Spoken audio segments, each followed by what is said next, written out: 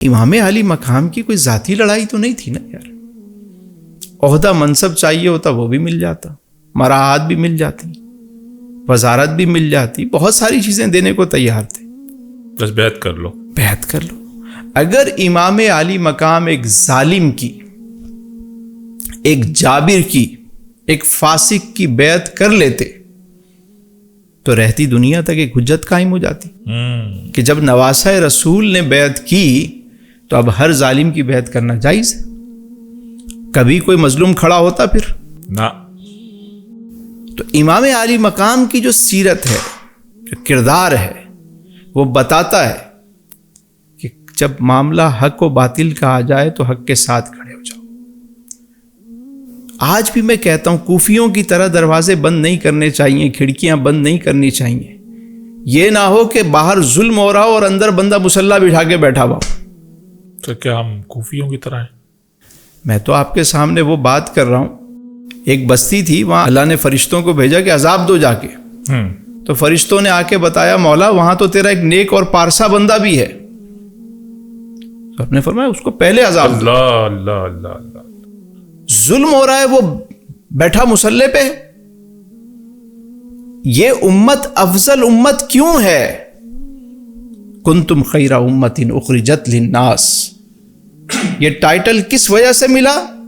تعمرون بالمعروف وتنہون عن المنکر وتؤمنون باللہ. کہ نیکی کا حکم دیتے ہو اور برائی سے روکتے ہو. تو برائی کیا ہے؟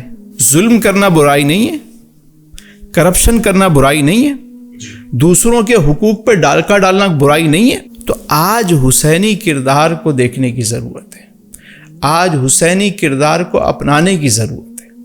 میرے حسین نے مظلوموں کو ایک امید دی. ہائے ہائے ہائے ہائے. اور جب بھی کوئی سیرت امام علی مقام پڑھے گا نا، وہ کبھی کسی ظالم کا ساتھ نہیں دے گا.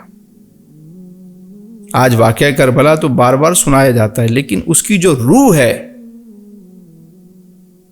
اس کا جو پیغام ہے وہ یہ ہے کہ تم اعلائے کلمت الحق کہو، بے خوف و خطر. ظالم کو ظالم کہو. اعلائے کلمت الحق کہنا یہ حسینیت ہے. واہ واہ واہ. نیلسن منڈیلا کے بارے میں آتا ہے، وہ اپنی بایوگرافی میں یہ بات لکھتا ہے، کہتا ہے جب 8-10 سال گزر گئے تو ایک ٹائم ایسا بھی آیا کہ میرا مورال ڈاؤن ہو گیا، ہمت ہار چکا تھا میں، اور میں نے سوچا کہ میں کمپرومائز کر لوں.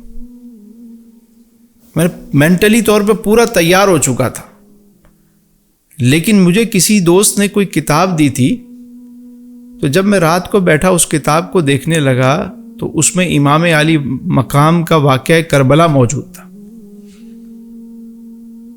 کہہ رہا بس اللہ اللہ. واقعہ پڑھنے کی دیر تھی کہ میں نے وہ جو معاہدے کے پیپر تھے سب پھاڑ دی. جو کر سکتے ہو، جو مرضی یہ کر لو، ظالم کا ساتھ نہیں دیں گے. دنیا میں کوئی بڑا لیڈر نہیں بن سکتا جب تک وہ امام علی مقام کی سیرت کو نہ پڑھے، ان کے کردار کو نہ سمجھے. ظالم اور مظلوم کی جنگ ہمیشہ رہی ہے اور رہے گی. یہ تو میں علی بھائی آپ کو ایک بات بتاؤں کہ جب میں بچپن سے واقعہ سنتا تھا کربلا کا، مجھے سمجھ میں نہیں آتا تھا کیسے کوئی مسلمان نواسہ رسول پہ ظلم کر سکتا ہے. بچپن کا ذہن تھا، یہ بات قبول نہیں کرتا تھا ذہن کہ کیسے امام علی مقام میدان کربلا میں تھے اور لوگوں نے دروازے بند کیے. یہ بات دل مانتا نہیں تھا کہ یہ کیسے ہو سکتا ہے. لیکن آج جب ہم نے دیکھا کہ وہی ظلم، وہی جبر، اقتدار کی خاطر بہنوں پہ ظلم، بچوں پہ ظلم، لوگوں کو بھرو جیل میں ڈالو، مارو پیٹو، قید میں ڈالو، یہ تو کہیں کا انصاف نہیں ہے یار. تو آج واقعہ کربلا سمجھ میں آیا کہ اقتدار انسان سے کیا کچھ کرواتا ہے، غرض انسان سے کیا کچھ کرواتی ہے. تو آج بھی وقت ہے، مسلمان کہلانے والوں کو چاہیے کہ حسینی کردار کو سمجھیں. ان کو چاہیے کہ حضور کی سیرت کو دیکھیں کسی پہ ظلم نہ کریں ورنہ اللہ کی پکڑ بڑی شدید ہے، یاد رکھیے گا۔ یہ نظام اس طرح چلتا نہیں ہے، نہ چل سکتا ہے، ظلم کا نظام کبھی بھی نہیں چل سکتا۔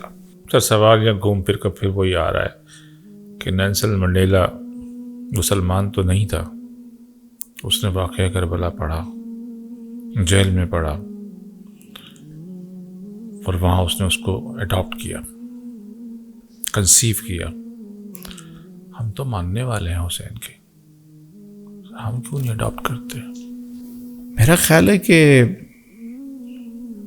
آج کسی شخص سے دوبارہ وہ واقعہ پڑھا ہے، کسی قیدی نے دوبارہ واقعہ پڑھ لیا ہے، بس میرا خیال ہے اتنی بات کافی ہے۔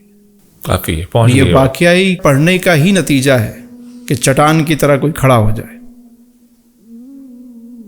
یہ وہاں کے فیض کے بغیر ہو نہیں سکتا۔